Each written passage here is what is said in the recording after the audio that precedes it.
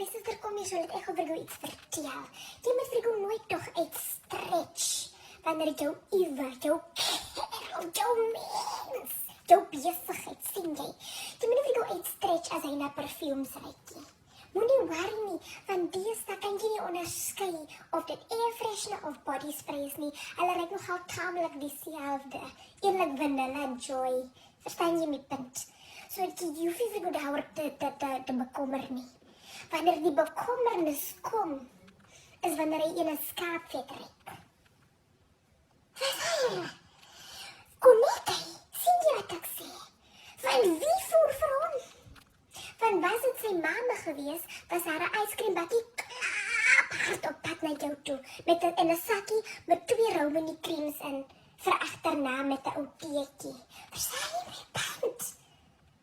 Wie voer die broer? Dis wanneer jy moet bekommerd raak.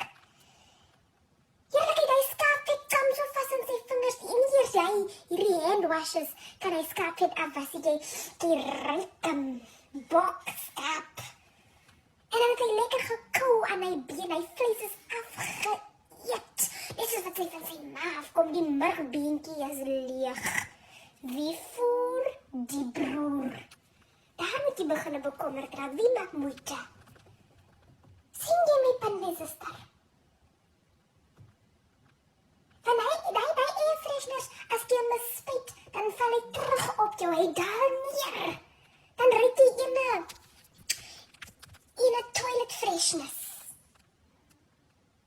Skaapvet is die probleem, my suster. Jy het hom nie gevoer nie, mama het nie vir hom gevoer nie. Want mama is al vir jou geouerd. Wie voer die broer?